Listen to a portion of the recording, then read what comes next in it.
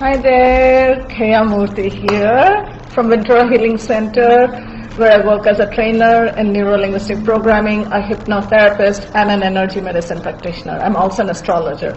And today I have with me my dear friend, Lupe Bedoya. Lupe, say hi. Hi. And we have picked a topic to share with you, and this is one of a favorite for me. It is about dying, okay? So I have held many people, their hand when they were crossing over, and it's beautiful, you know? The sweetest part of life is death, because there's no more pain, you know? You are totally in light now, because when children come, when they are born crying, and if they're not crying, you hold their legs upside down and slap them on the back to get them to cry, because when they cry, you know they are breathing. But when people are dying and they're crossing over, it's almost like you are moving on from one room to the other room. You're letting go of some old clothes and you're taking on some new clothes, because I have seen how they die and how we cross over, how the humans cross over, even animals. And two common questions they often ask is, how will people remember me after I die? Okay? And when I say them yes, the next question is, how will they remember me when they die? Okay, when I die, you know, after I'm gone, how will I be remembered? So these two things people think about, but we don't bring it up to our conscious mind where we say that, okay, this is what it is, you know. So now Lupe here has some interesting, he recently read something very interesting, and he would like to share with us about what are the top 5 regrets of the dying. But before we get into that, about death and dying, I would like Lupe to introduce himself, you know. So who is Lupe? Share.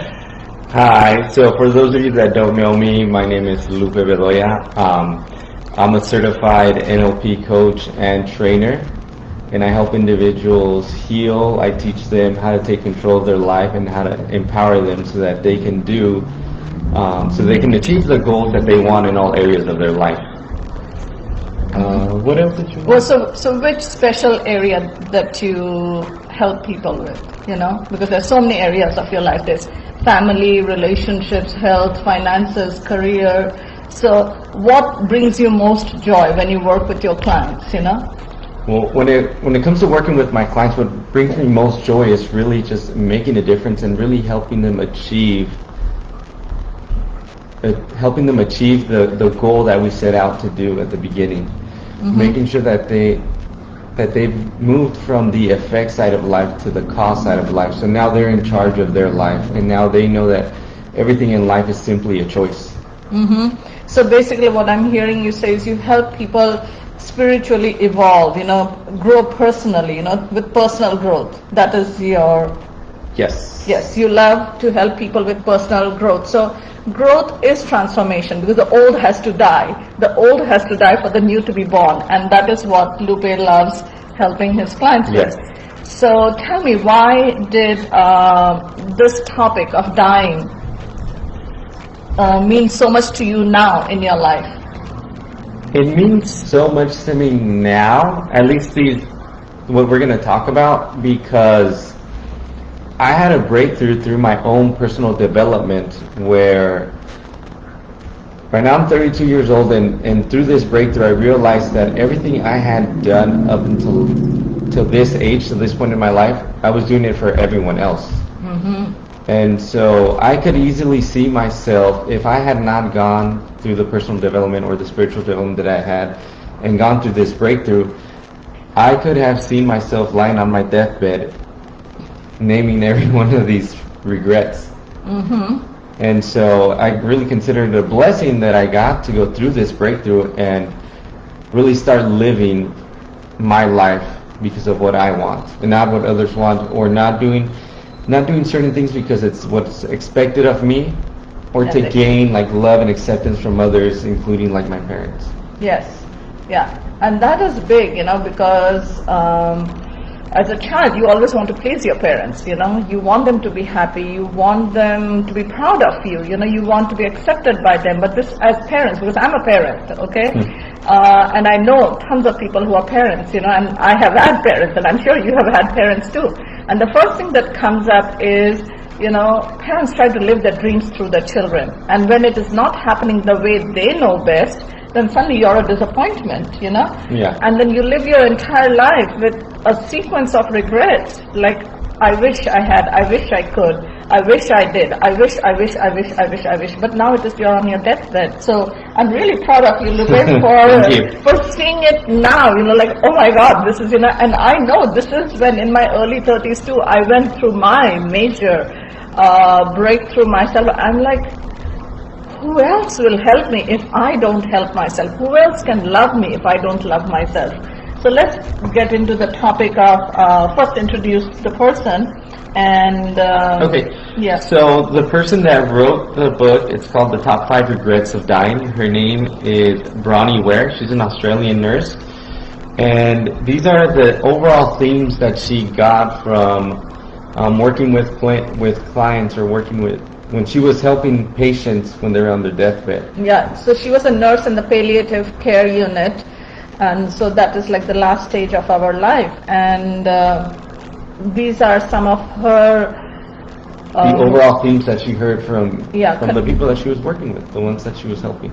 Yeah, so speak a bit loudly. And I know death is like such a tender topic, and it's in fact in a way a taboo topic, you know. People don't want to talk about death, you know, because once I had said, you know, I mean, like, we are a dead body anyway. The only reason we know we are alive is because we are breathing. And one of my clients said, oh, that's such a morbid thing to think about. I'm like, it's not morbid, it's a fact, you know, what's so bad about death, you know? Yeah. So let's talk about the top 5 things, you know, and then we will first state the five things, and then we will break down each of them. Go ahead. So the first one says, I wish I had the courage to live a life true to myself and not the life others expected of me. Yes, yes. It is very personal to me. So before you go into it, Lupe, let me talk about a little bit about me, you know. Like, in fact, a few minutes ago, I was saying, like, because I used to work as a software engineer, and in 1999, I used to make over $100,000 in my salary, because there was your salary, and then you get, you know, commission, and then you get bonuses, and all that kind of good stuff, you know. But I was so miserable and wretched, and it was 1998, you know, so I was your age. That was a lot of money. 1998, yeah, even today it's a lot of money. But in 1998, I used to make that money, but I was so miserable. I was ready to pull my hair and kill myself if I could do something, you know. So when I started my journey as a coach and a healer, and people, out of the generosity of their heart and the love within them, they came and told me, why are you trying so hard to start a business and to work this business? Why don't you go back to software engineering? And I'm like, okay, I don't need to talk to you. Out. You don't get me. You are just thinking of the salary. You're just thinking of the money. No, this is what fills me up, and this is what I want to do, you know? Right. Yeah. And so, I mean, money's not a bad thing, right? There's a lot of people that would be extremely motivated by that amount of money. You just have to know yourself and know if that's what's important to you. So tell me what happened. What was the first topic again? Let's go back. So the first topic is, I wish I had the courage to live a life true to myself, not the life others expected of me. Yeah. One more thing my mom would say. So you took all your qualification and washed it down the toilet, didn't you? You know, because my background is nuclear physics and computer science. So you also have degrees, you know, massive degrees. Yeah, I have a master's degree in educational counseling with the PPS credential. I have a bachelor's degree. Now I have the certificates in NLP to be a master trainer as well as a coach. As well as a coach.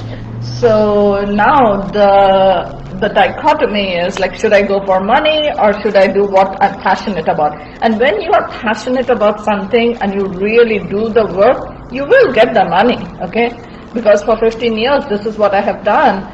And no one has gone hungry. We always have homemade meals, you know, fresh from the garden, from the store, you know, fresh from the kitchen. And yeah, they're really healthy and delicious meals. And my kids, they went from kindergarten into college.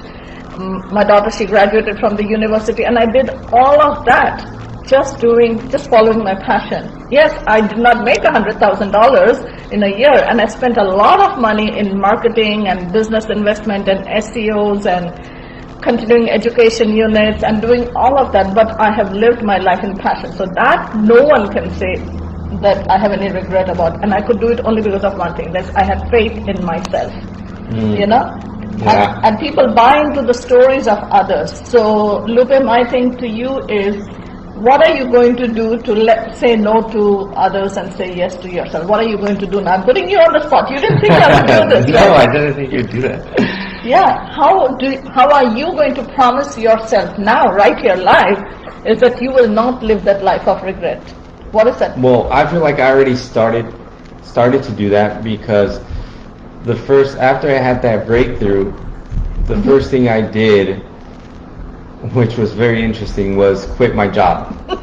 Congratulations. Right, thank you. And it was interesting because as I was talking to my boss, because the first thing was I was trying to work it out. I was trying to see if there could be a way where I could continue my personal development and certification and then come back to work. But she said that there was no way for that to happen. So then I told her, if there is no way for us to work this out, then I'm just going to have to resign. And then she says, are you really going to leave a good paying job over this? Mm-hmm. And then I didn't even pause or flinch. I was like, yes. Awesome. And then she said, like, wait a minute, are you seriously leaving the good paying job over this? And I was like, yes. Because the amount of money at this point in my life it wasn't worth me having this regret of living someone else's life. Perfect. Awesome. I'm proud of you. Again. Thank you. So what's the next topic? What's the next regret? Well, it's interesting that you were talking about work, because the next one says, I wish I hadn't worked so hard. Yeah. Yes. Because working hard is a donkey's life. Sorry, they work really hard. And I love donkeys. And they're very cute. Okay? But now, this isn't to say that there's something wrong if you work hard, right? Mm-hmm. But you have to work from your heart, you know. You have to align your thoughts with your feelings. That's how I know, okay? Yes. When you follow your heart, your mind will always follow. Your mind will follow your heart. So if you are ever stuck in between, this is what I'm thinking and this is what I'm feeling, do what you're feeling, okay? And your thoughts will follow because you have to be congruent with yourself. So when you can align your thoughts with your feelings, you drop into your chi center, into your no zone, and you start flowing, you know, and that's what you want to flow in your life. So you don't have to work that hard, because when you're not aligned, you know, that is when the hard work begins. You know, you work so hard and then you come home and you want to distract yourself. You want to binge on social media, Facebook, Netflix, alcohol, watching some sports or movies or American Idol or whatever it is. It's because you're trying to distract yourself. You're trying to decompress yourself. But I don't do any of that. Not that you shouldn't do. Do whatever you feel like. But don't lie to yourself, because when you lie to yourself, all you can expect is others will also lie to you, and everybody's trying to cover up and make up and do all of that, but you're not living your authentic self. And when you're not living your authentic life, that is when you have to work so hard. Yeah, and the author mentioned that under this theme, what happened was it was mostly men that said this, and the reason they said this was because they were missing those precious moments in life that you never get back.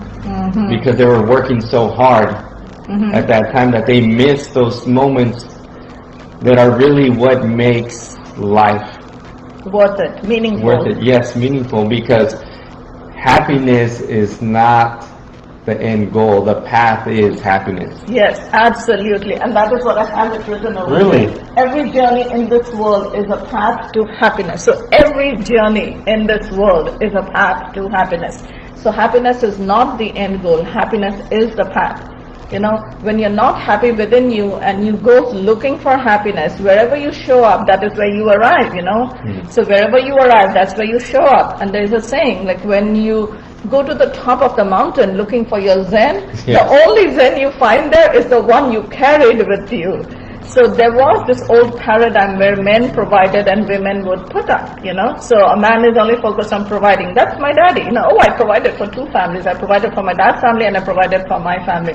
Yes, So you provide, and then what? Then after that you just want entertainment, and entertainment is just entertainment. It is not attainment.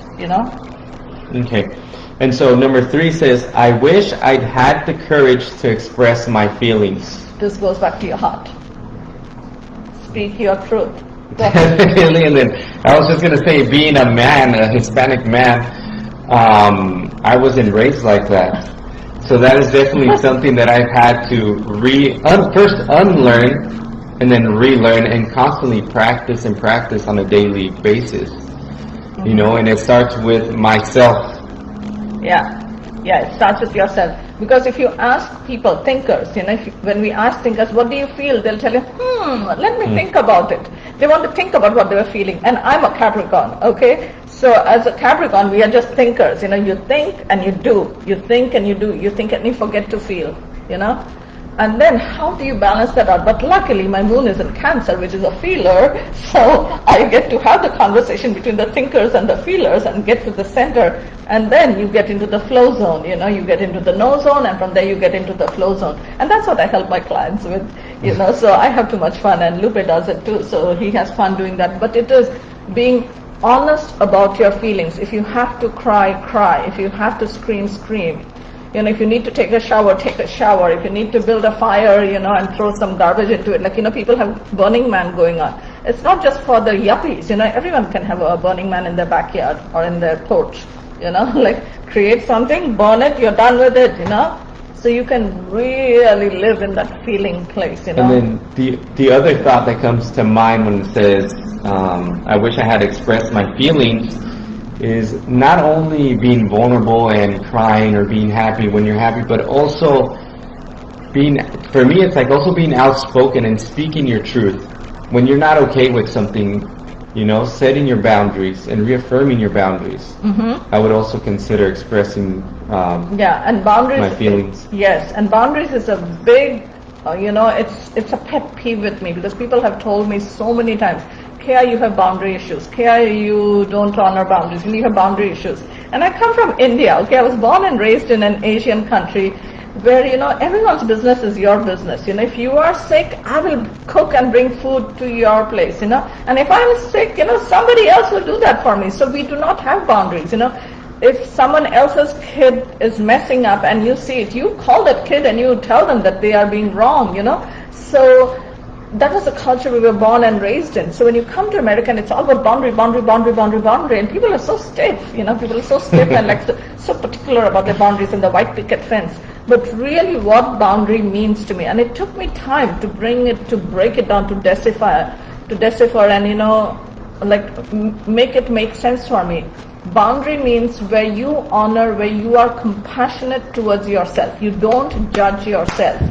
But when you see someone else, hi Melinda, and when you see someone else do something, then you have compassion for them. It's their story, not yours. You need to know where your shit ends and their shit begins. As long as you have that, you have the boundaries. That's very true. Okay, and so the 4th one says, I wish I had stayed in touch with my friends.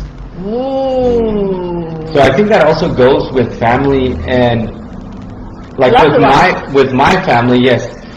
My grandfather and my grandmother were the glue that kept everything together growing up. So we always had Christmas, we always had the holidays at the house where they were living, right? And so as soon as my grandfather passed away, that kind of disintegrated. And me and my cousins always talk about how awesome time it was, seeing everybody together. And we try to do that nowadays, but I just feel like that's what that regret or that they're saying I wish I had stayed in touch with my friends or loved ones or families is we get caught up in our own lives that we just tend to forget about everyone else.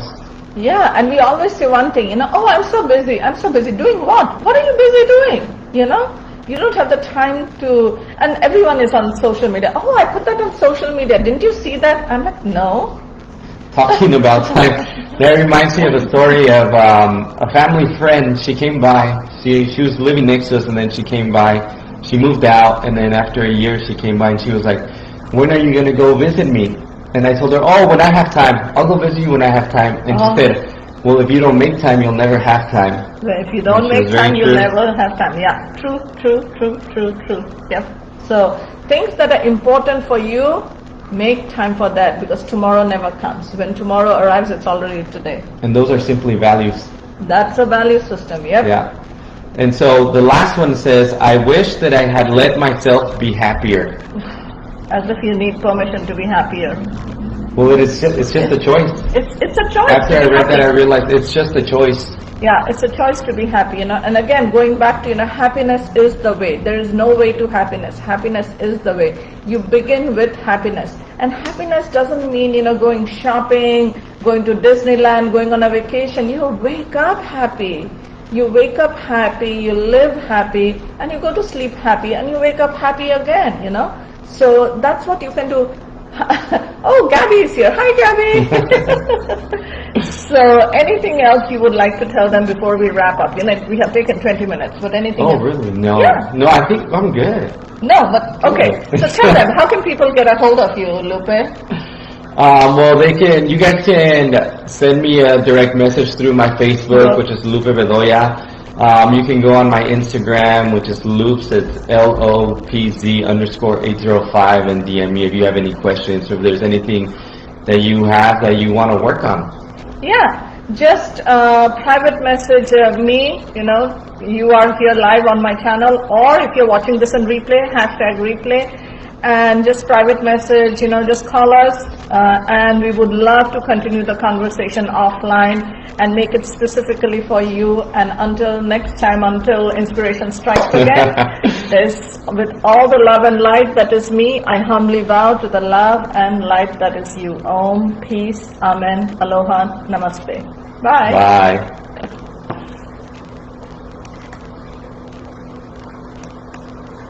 How hard was that?